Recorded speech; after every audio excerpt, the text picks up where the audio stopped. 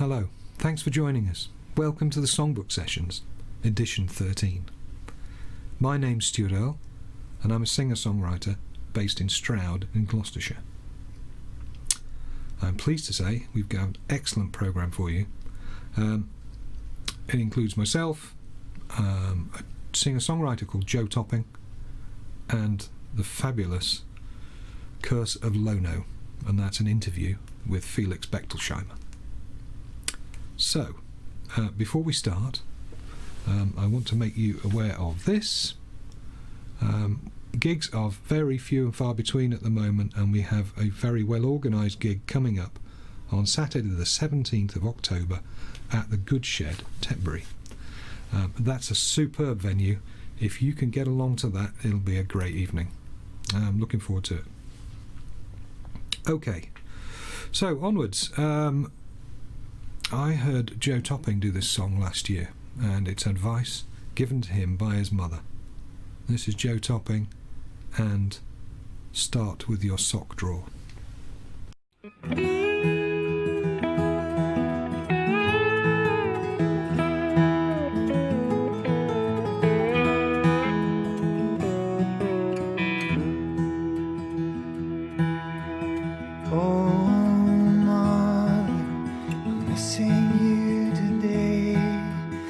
Clouds on the horizon, the black dog's on his way. I miss the way you always knew the perfect words to say to make it better. But oh mother, how do you mend a broken heart? With all the bricks that built your life just falling apart. If I close my eyes, I hear your voice tell me where to start to put it back together.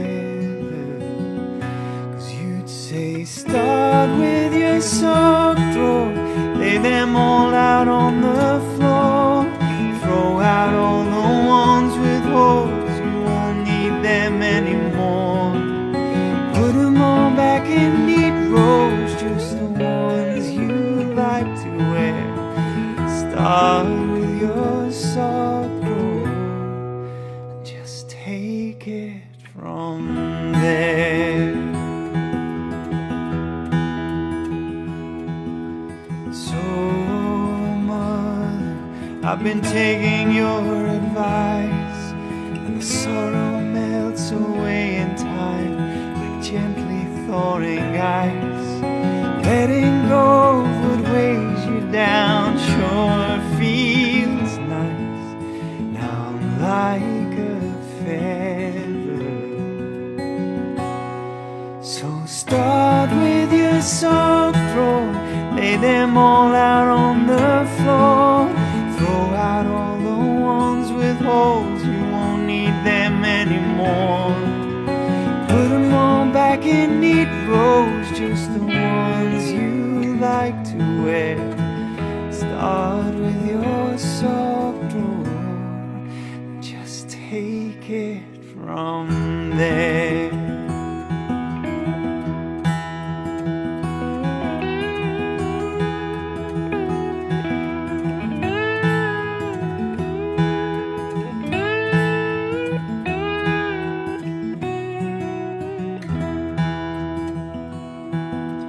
Deep breaths, short steps further from the pain. Deep breaths, short steps closer to feeling whole again. So start with your sock drawer, lay them all out on the floor, throw out all the ones with holes, you won't need them anymore. Put them all back in neat rows, just the ones you like to wear. Start with your sock drawer, just take it from there. You start with your sock drawer, just take it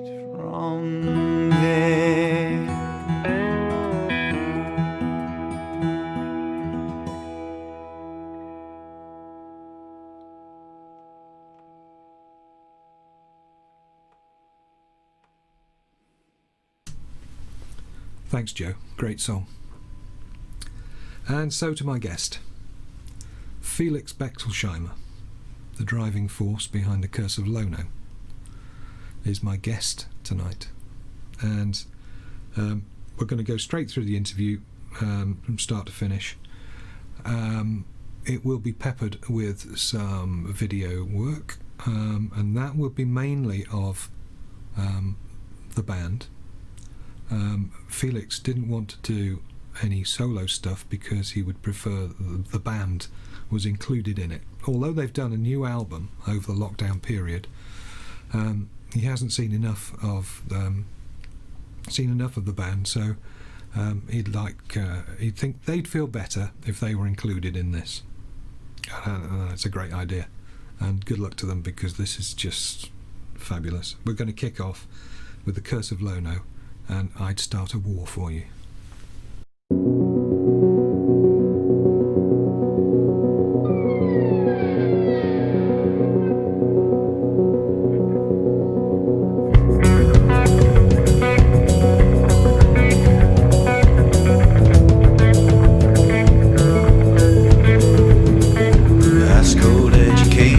Gonna rip me off my feet. Set the sights on your corruption. Hunger dripping from the sheets. Swaying in the doorway, got the scars out on display. Think I'm right for your dissection if we're heading down that way. The sender's got me scratching round. Cut the brakes, we're only passing through. Stop me before I hit the ground, 'cause honey, I would start a war for you.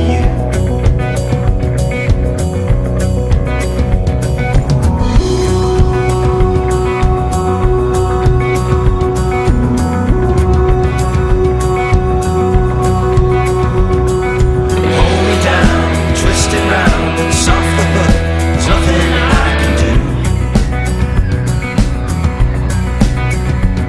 I see the beast, feel it move, catch its eye, sliding into view.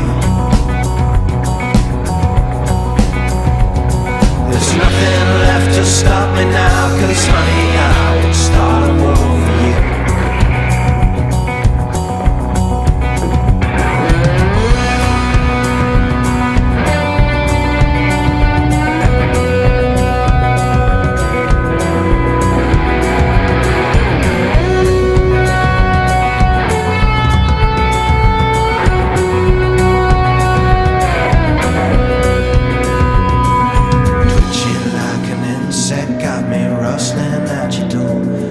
Shards of my composure lying scattered across the floor. Chained to your discretion, got my pulsing to the beat.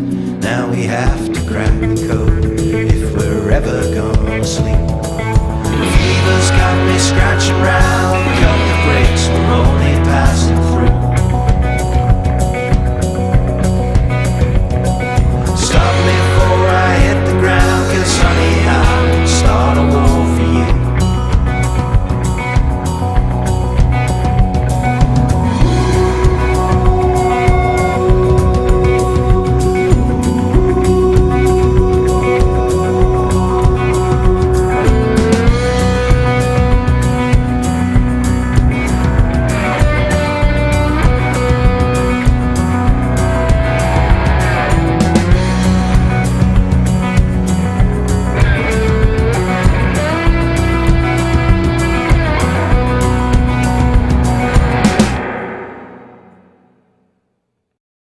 Welcome, Felix Bechtolsheimer. How are you doing? Hi, I'm very good. How are you doing? Good. Well, nice to see you. Yeah. We met many years ago in Cheltenham, a couple of times actually. Yeah. Because we have a common friend, and that would be Will Greener. Yes, Captain Bliss. Yeah, absolutely. Yeah. And I don't know where he is now. I haven't seen him for ages, but what a super fella he is. And, you know, I miss him. And yeah, me too. I often get comments from people because he did some gigs with me. He was on my first album, asking how he is and what he's doing and when he's going to come here and gig again. So Well, we've been Yeah. trying to. There's a friend of his who was very close with him, who comes to whenever we play around Oxford, she comes and sees us. Okay. And she was in touch with him until a few years ago. I think it's 2-3 years ago, and she cannot get hold of him for love or money. So I don't know. All his social media accounts have gone totally silent. And if you're out there, Will, we hope you're okay. Yeah. And Get in touch and come for a drink and or herbal tea and bring that harmonica with you. Oh, We miss I you. tell you, he is one of the best players I've ever come across. He's brilliant. He's I would say he was definitely the best harmonica player I've come across, but also one of the best instrumentalists I've come across. I think he just that harmonica, it would drive us insane sometimes on tour, because when he got in the habit, when he said, "No, I need to practice now," you'd be in the back of the van and he would be going for an hour and a half, 2 hours. By the end, you'd be sitting there going, "Leave us alone." But he was that thing was attached to him, you know. So he was a phenomenal player. He's such a musical guy. He was just absolutely brilliant. So tell me, what got you into music, Felix? Oh God, that's a difficult question. I mean, into making music, I was at school, and I think I just wasn't very happy at school. I was bullied quite badly, and I remember one of the older boys came into my room one night with a out of tune nylon strung guitar, and he started playing "Pigs on the Wing" by Pink Floyd, and I was going, "This is amazing." And for me, as a 13-year-old kid, music was all about, "Ooh, baby, I love you. Why don't you love me?" I didn't realize that this stuff existed. So you like that one too? That was good. Yeah. So I was really moved by that. And then he played a couple of songs off the final cut very badly, out of tune. The guy was not a guitar player, but I was just moved by the words. And he goes, "Oh, you like that?" And I was like, "Yeah." And he goes, "Wait, come to my room." And I went to his room, and he gave me a couple of shots of vodka. And then he put on the final cut all the way through. We listened to it and kept drinking a few shots. I was going, "This is incredible." And he goes, "Now listen to this." And he put on "Never Mind the Bollocks." And I was completely blown away that people were using music to express anything other than "I'm horny and I want to get laid," you know, or I'm horny, why don't you fancy me anymore? Whatever, you know, that's as a 13-year-old kid, that's all I knew about music was that. And it blew me away. And my roommate at the time, I remember we went home for half term, and we bullied our parents into getting us an instrument, and he got a bass. Nice. And I did a deal with my dad. I said, he bought me a Squire Strat, and he said, "If you are still playing it in 2 years' time, you don't owe me the money. Then it's yours. Otherwise, you have to pay me back." Brilliant. I was like, "Okay." And he always said that was the worst mistake of his life, because I never put the thing down again. But that was, you know, it was that ability to put two fingers up at the world and express yourself, which as a 13-year-old kid I couldn't do with a guitar. I knew one chord badly, but it was that idea that there was a way of saying things and of getting heard. And you know, and you read the music magazines, and these people are treated in a certain way, and they don't have any responsibility, and it's, you know, and the girls all like them as well, you know, and they can wear whatever they like, and it just really appealed to me. And I think I just got really into it. Cool. So currently, obviously, you're stuck in some kind of lockdown, I guess. Well, we're relatively. What have you been doing? I have to say, here in London, we're relatively okay. You know, like of course there's restrictions, but I can go to the pub.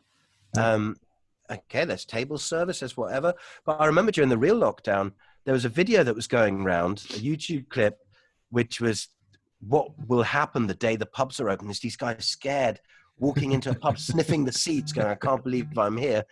And so all things considered, we're doing okay. You know, we made an album during the lockdown, which was a very strange and different experience for me and for the rest of the band, because we did it in a very, I don't know how technical you want to get, but it was a very different recording process to what we're used to. Right. And I don't think, I think the results are slightly different. I'm very happy with it.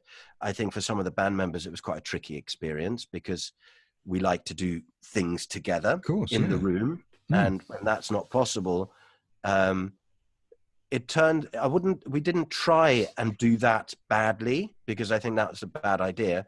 So we just went a slightly different, we took a different approach.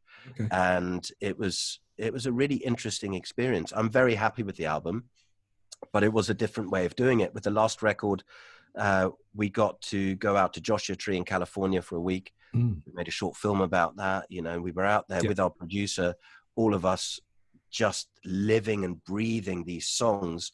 Then we went and toured them. Then we came back, did some more pre-production. And by the time we went in the studio, even though they're quite atmospheric and produced sounding, we pretty much did everything live together. You know, Joe even played a bunch of his solos live in the room with everyone. And then we just added the vocals on top and a few overdubs. Great. But the core of everything was very meticulously planned so that we could play it live the way we wanted it. And this time that just wasn't an option. We were into our second day of pre-production when my wife came down with COVID. And, you know, we didn't know it was COVID at the time. We just knew she had a temperature, everyone out. We went to isolate down at my parents' place down in Gloucestershire. Yeah. My parents weren't there. So I just took the whole family, put them in the back of the van, all the kids' toys. I said, I don't know how long we'll be gone for. And went down. Then that was pre-lockdown. And then obviously my wife was sick for, 2-3 weeks. And then lockdown happened and we were down there for a good 3.5 months. Okay. And so when how is she now? Is she all right? Yeah, she's fine now. Yeah.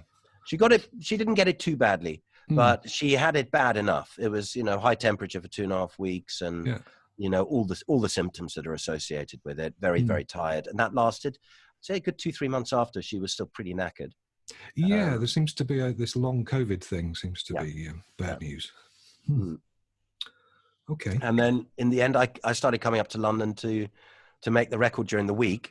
Yeah. Kept the family down there, partly so that I wouldn't have screaming kids running into the room when we're trying to do a vocal take. And so I'd be up here during the week and then I'd drive back down there. So, yeah. Cool. Okay. So let's just go back to Hey Negrita. Burn the Whole Place Down. Just fantastic. Thank you. Love it. Absolutely love it. And you've got Neil, your drummer, from that band, haven't you? Yeah.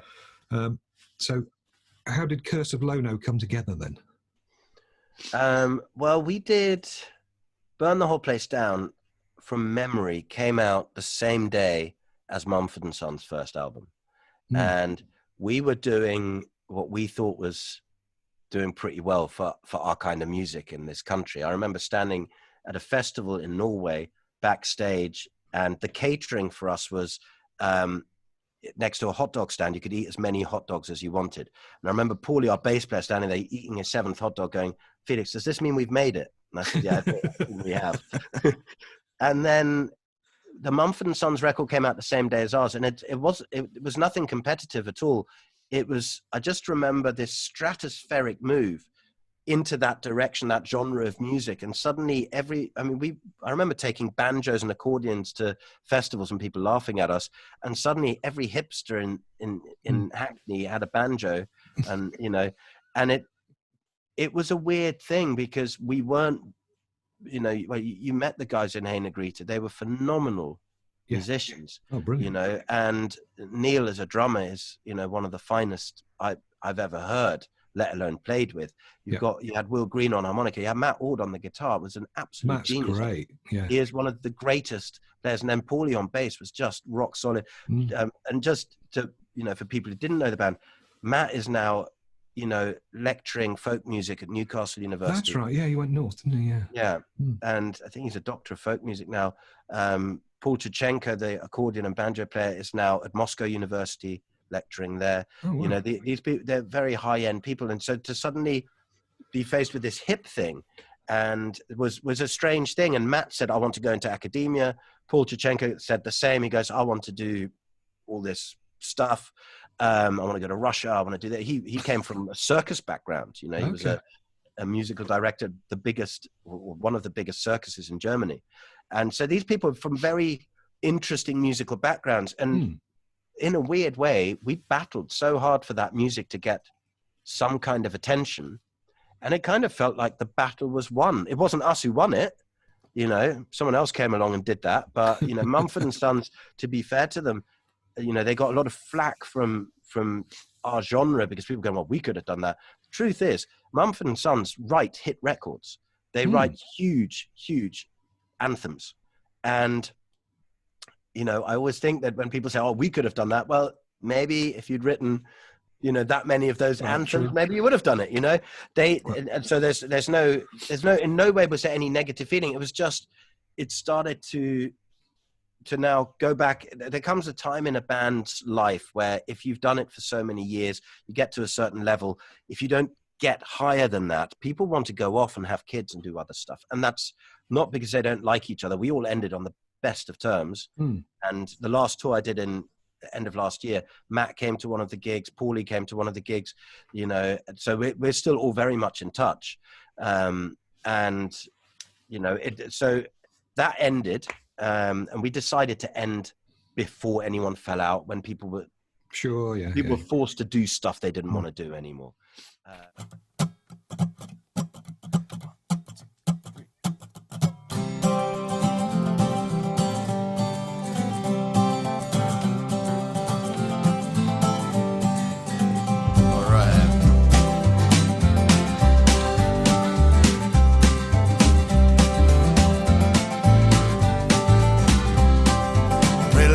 With the big brown eyes has almost got me hypnotized. Pretty little thing with the big brown eyes, won't you spend the night with me? Oh, oh, oh, gonna burn the whole place down. Oh, oh, oh, gonna burn the whole place down.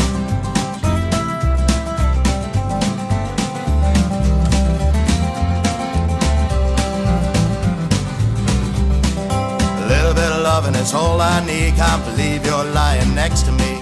A little bit of love and it's all I need, now I never let you down again. Oh, oh, oh, gonna burn the whole place down. Oh, oh, oh, gonna burn the whole place down.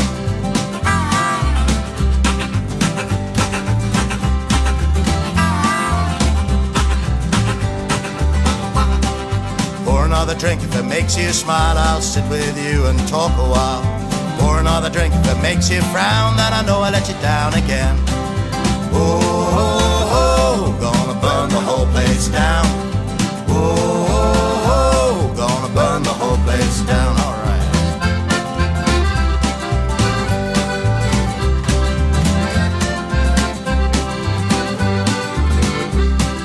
Been a worried man for way too long, just worried you're not coming home. Been a worried man for way too long, but I know you've done me wrong. Oh, oh, oh, gonna burn the whole place down. Oh, oh, oh, gonna burn the whole place down.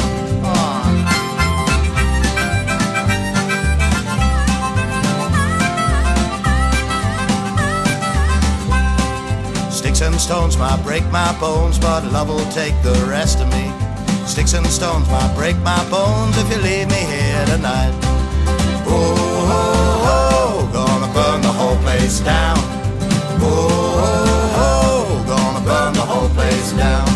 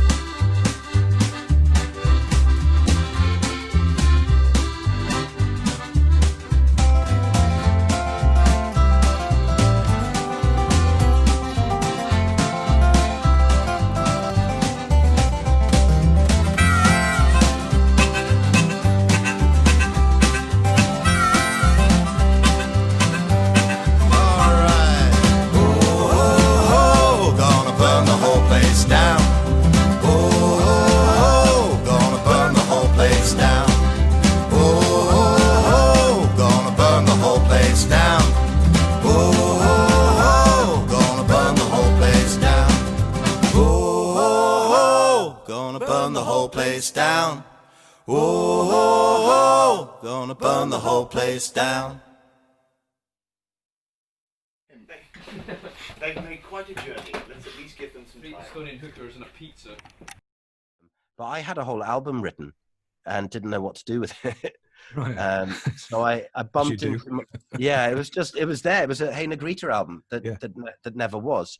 So I bumped into an old friend of mine who went to school with my little brother, who was a producer, just starting out as a producer. He was in a band that was signed and he was producing stuff.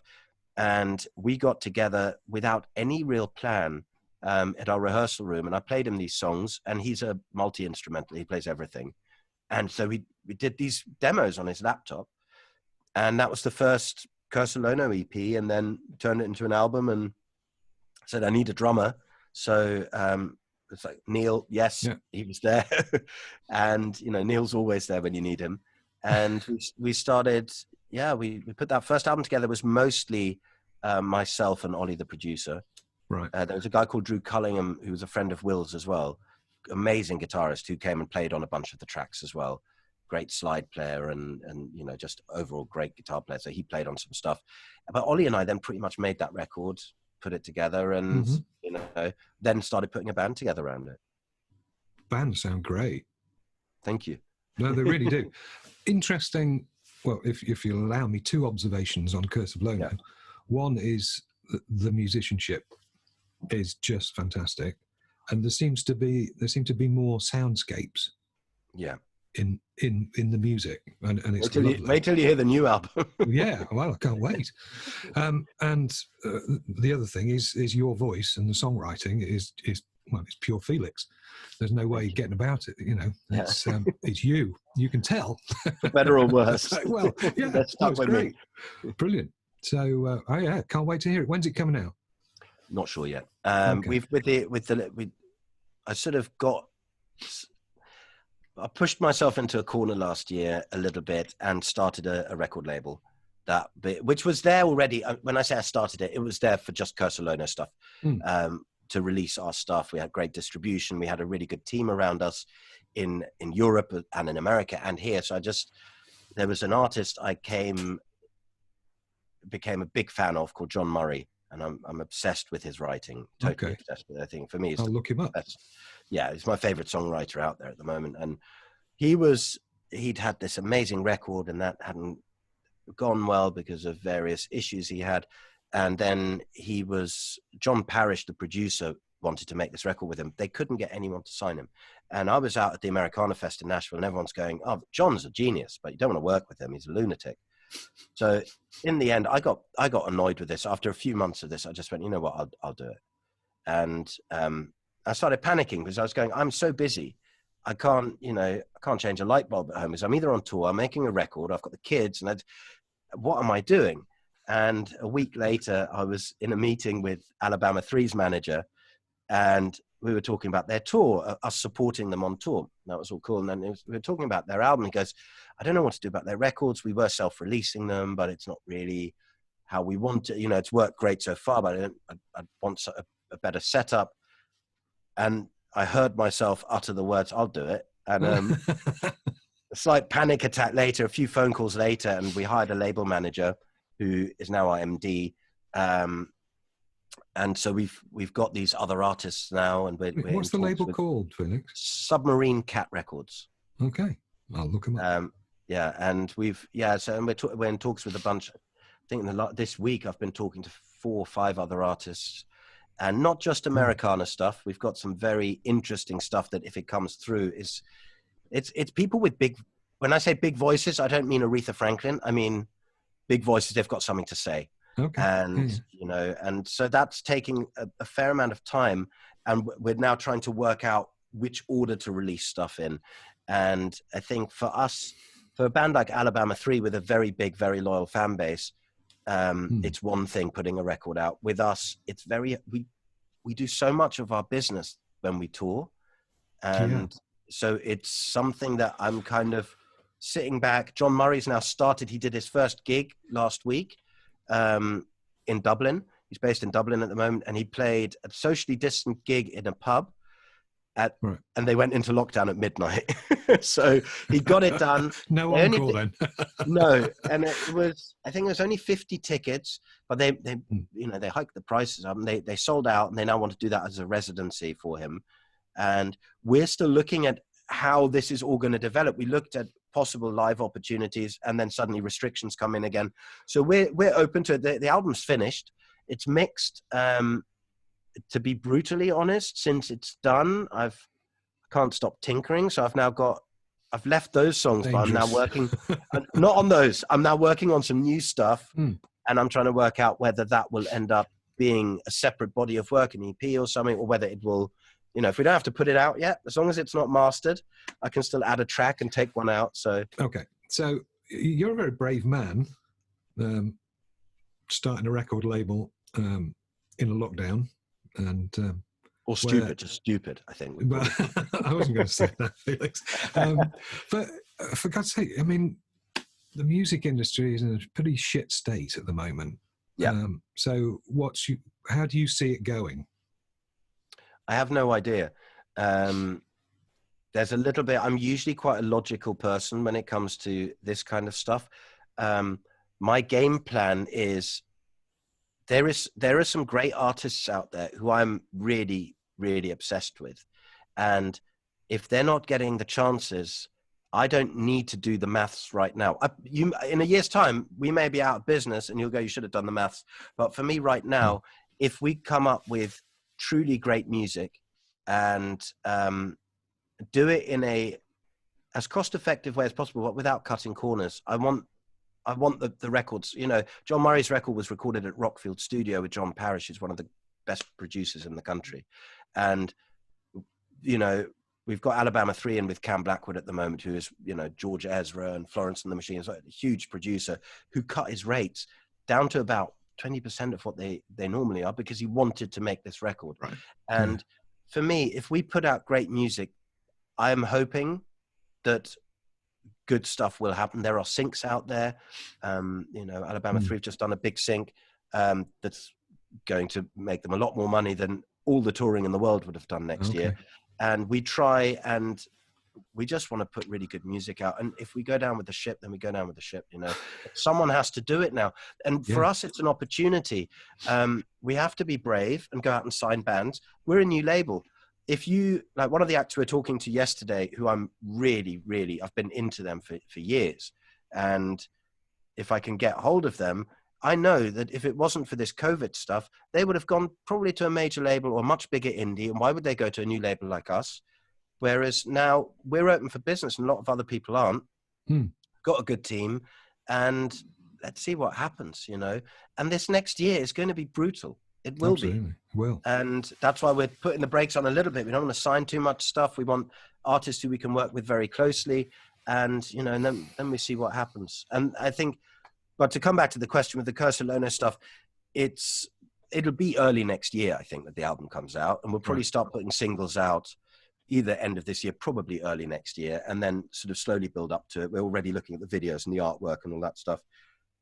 But as I said, I'm sort of trying to look at new ways of writing. I've just started playing. I don't play the piano, but I've just booked myself in for a piano lesson next week. And I know no music theory at all. I don't know any scales, not a single one. I don't know what they are. So I've decided I'm going to learn the basics, just all this stuff. All my musician friends did this stuff when they were teenagers or in their 20s.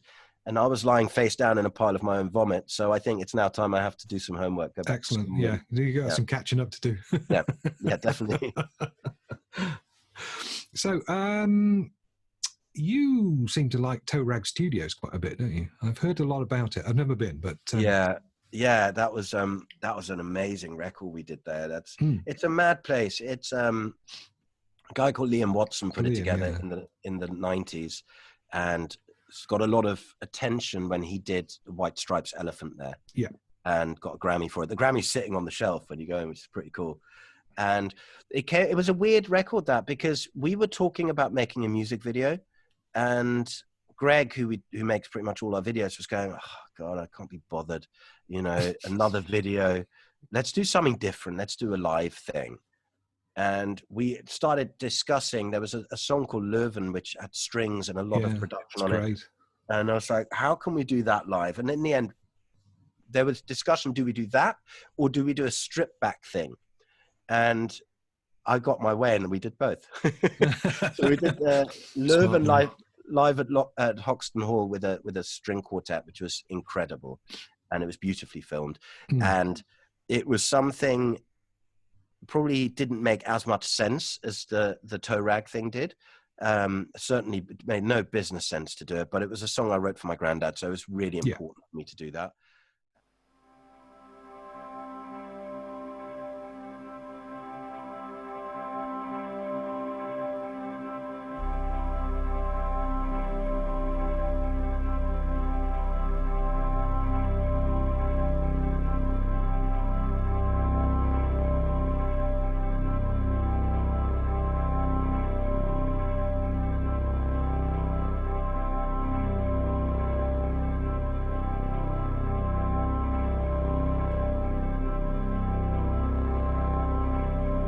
Hello, my brother, how long's it been? There are lines on your face that I've never seen. I heard you're caught in the turnstile. It's where we belong.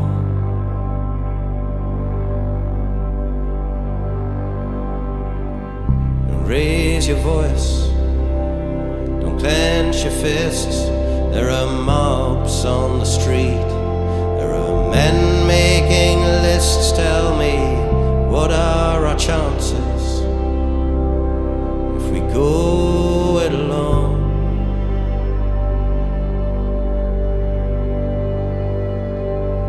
There goes your baby, always walking ahead. They can't keep you apart.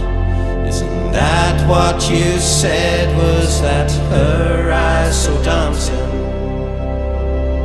with the boys in the crowd?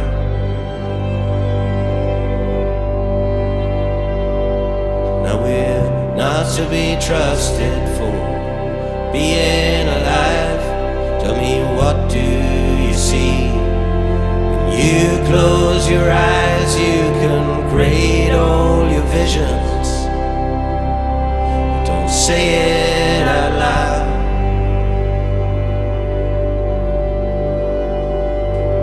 'Cause the voices drown out by the sound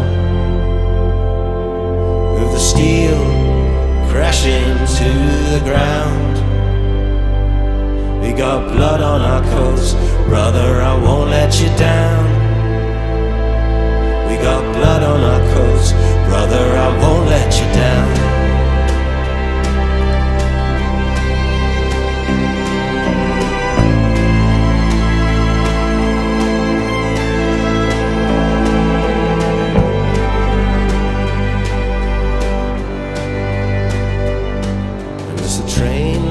Tracks on that December's day, there were men singing songs about lands far away and the women they loved and the lies that they tell.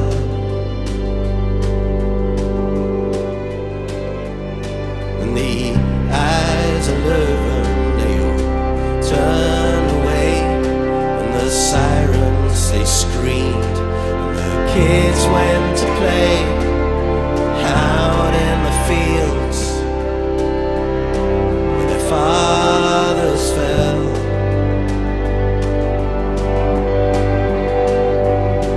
And the voices were drowned out by the sound of the steel crashing to the ground. We got blood on our coats, brother, I won't let you down. We got blood on our coats, brother, I won't let you down.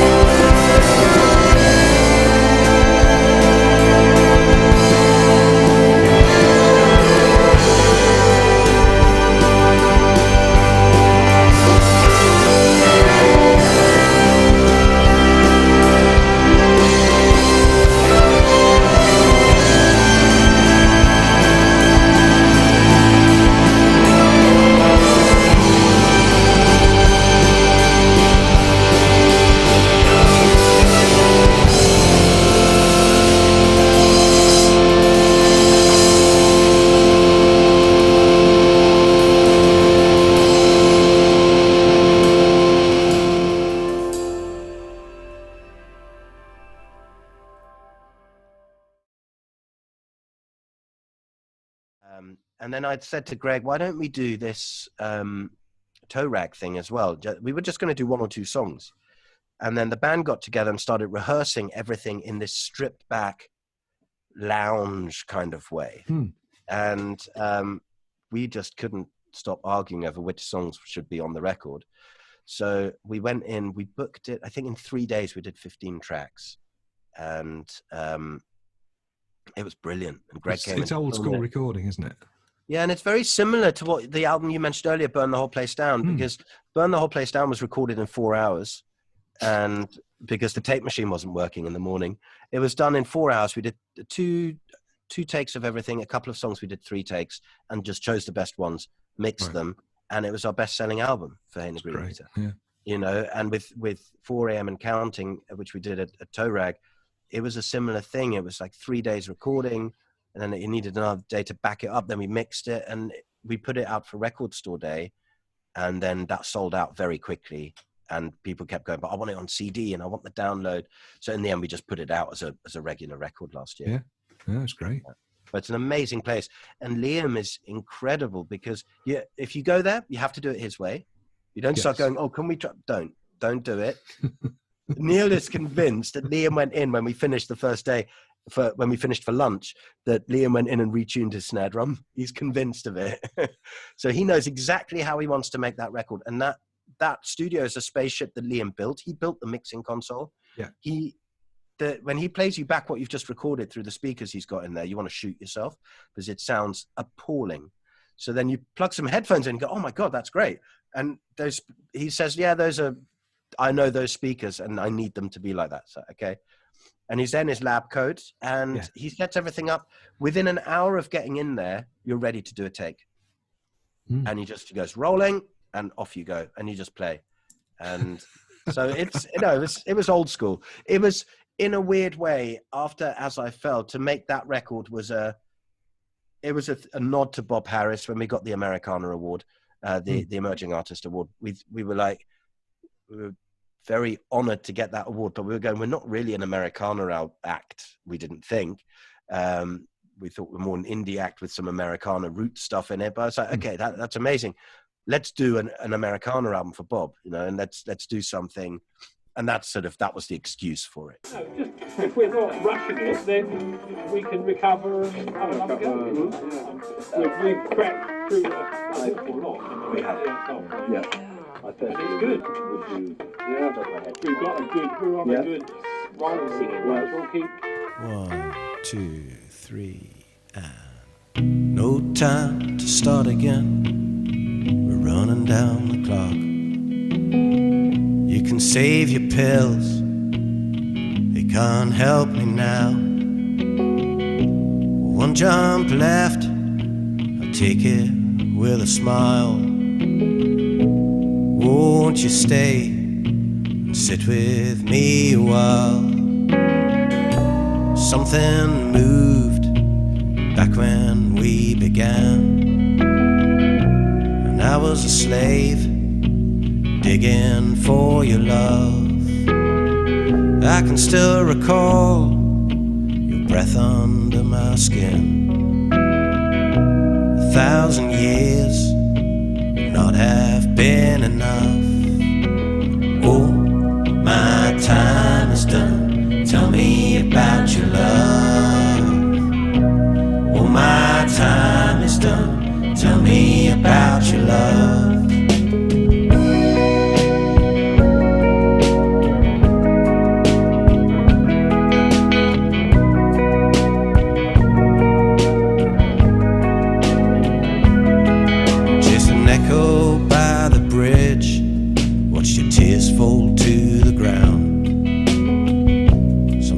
The pain is better left alone. All that remains are snapshots on a reel, tired old projections flickering on the wall. Oh, my time is done. Tell me about your love. Oh, my time is done. Tell me about your love.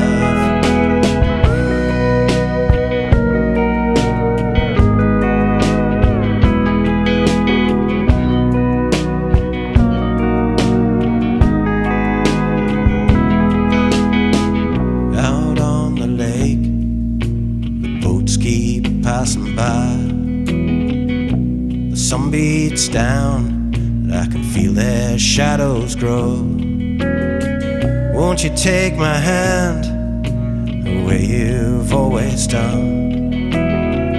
I'm a little scared of letting go this time. Oh, my time is done. Tell me about your love. Oh, my time is done. Tell me about your love. Oh, my time is done. Tell me about your love. Oh, my time is done. Tell me about your love.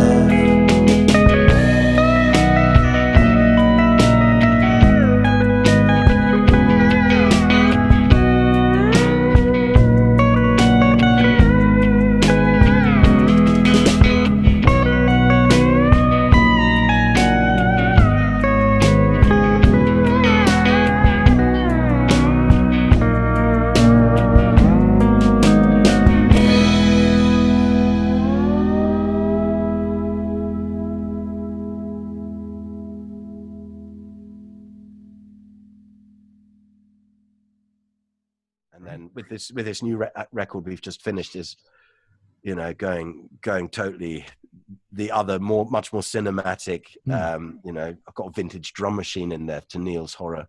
You know, so it's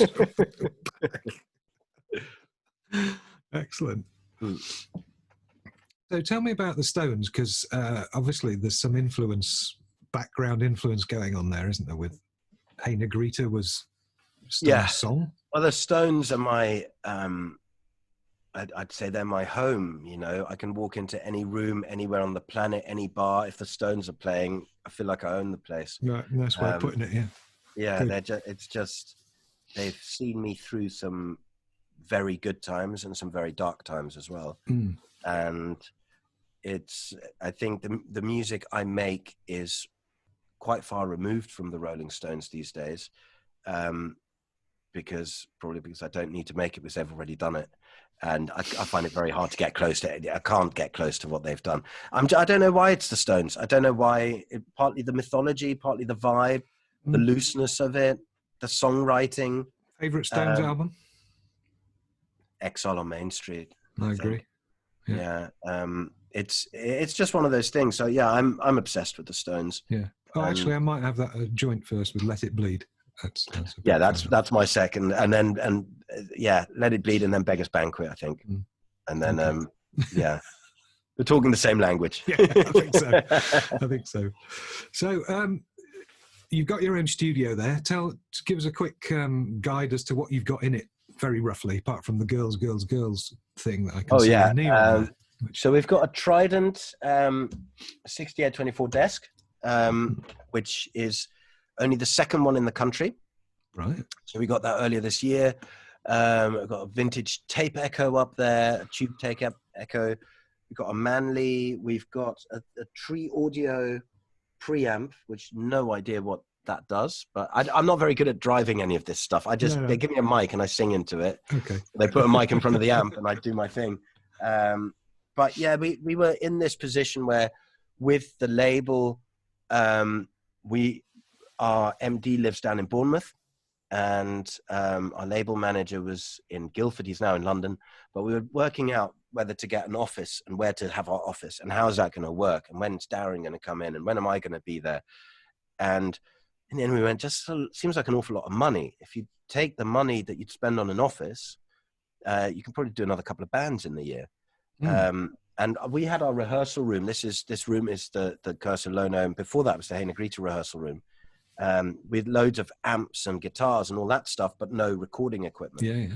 And we were about to make the Curse of Lono record, and I just went, look, if we save the money that we'd spend hiring a studio and put it in here, and that by itself won't pay for it, but by the time you've done 4 records, you've paid for it.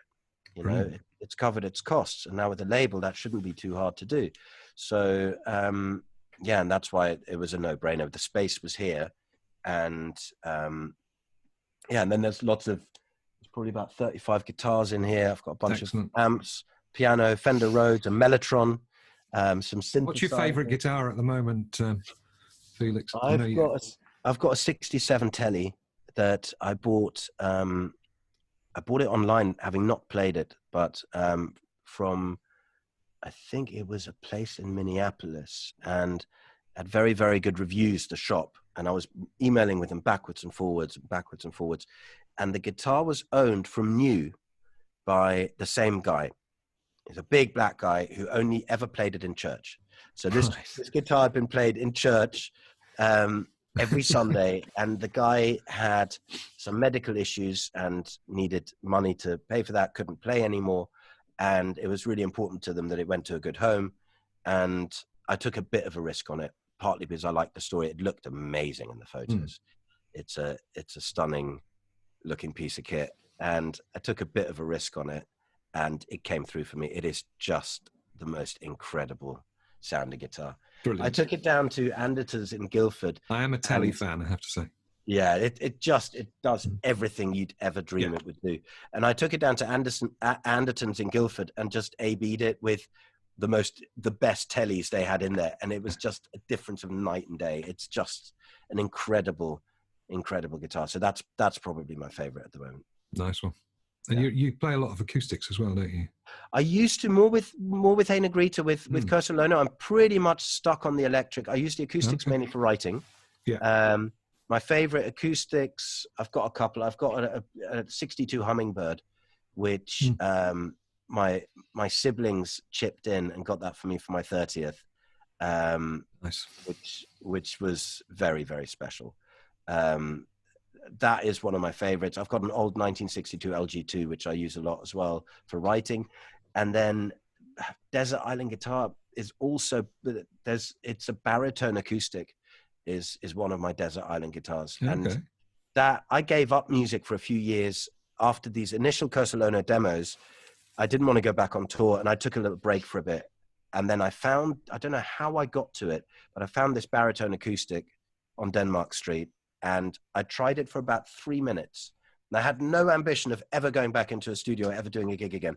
After 3 minutes, I went, I'm buying it. It was on sale. And I went home, and within a month, I'd written most of the additional songs that then ended up on the Cursor Lono album.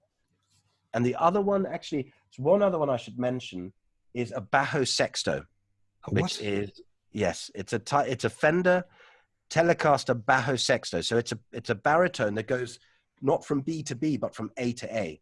Oh God. So, but it's just a huge Telecaster, and it sounds incredible. It sounds way too complicated. You play it like a normal guitar, all the same shapes. Okay. It just automatically transposes it down. Wow. So all the intervals are the same. You just play it like a normal guitar, and it's just got a swagger to it. It's incredible. Okay. Cool. Nice. That's all over the new album. Good one. Excellent. Okay. Okay, mate. Awesome. Thank you very much for your time today. Great to speak to you. No problem. I'll speak to you soon. Thank you. Take care Bye. now. Good luck. Bye. And a huge thanks to Felix and the band for doing that tonight. So, there we are. We've sort of done our time really tonight. Thanks for watching. I hope you've enjoyed it.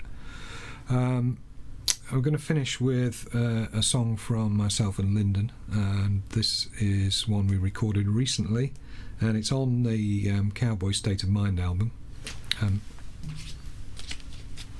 just in case you'd forgotten. Where is it? There. This is called The Wild One. The Wild One.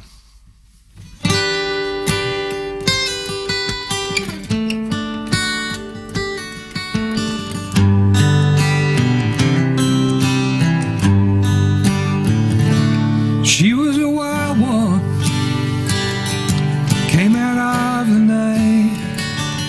I had my eyes on her till she slipped out of sight.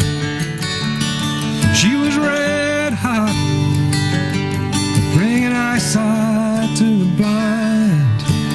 And every night and day, she'd be on my mind. She was a wild one. She was a wild one. She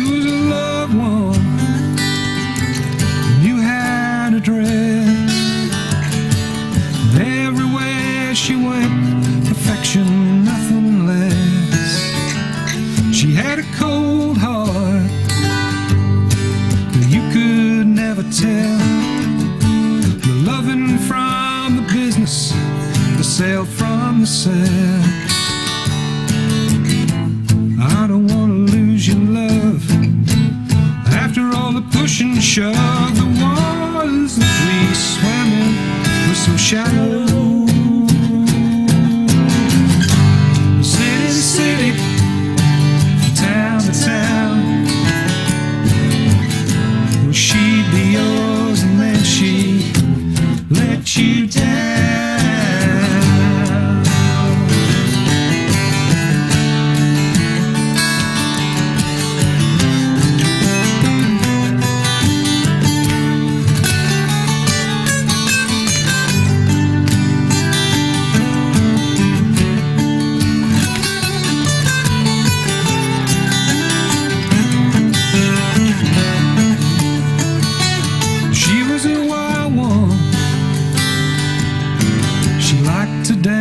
Alone. Now our time has passed, I dance on my own. She was a wild one. She was a wild one.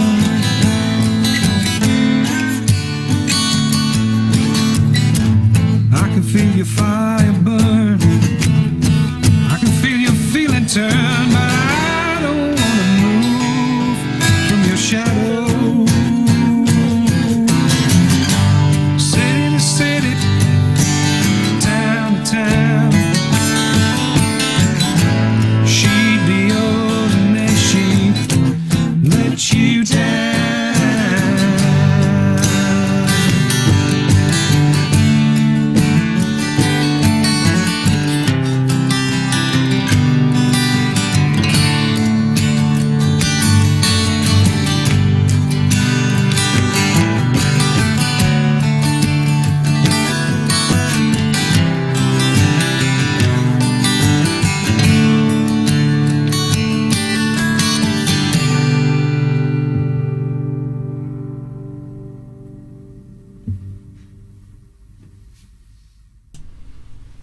I hope you enjoyed that, and don't forget you can buy the album from acousticrecords.co.uk. I was contacted this week by Harry and Katie, who wanted to know if they could cover Waiting for the Heartache, which is off this album, at an open mic, and of course I'm absolutely delighted that they want to do that. And I can't wait to hear it and see it. So if anybody else has any cover versions of my songs, then I would be flattered to hear them. And so please send them in if you can, and I'll think of something suitable to do for you. I'll give you a whole suite of albums to date, and the best cover version I'll play on the programme. Maybe we can even do an interview or something like that. That'd be great. Why not? So, okay, that's us for this week, and I will see you at the Quickie next week, and the following week for the full programme. So please stay well and stay safe. And we'll see you soon. Bye now.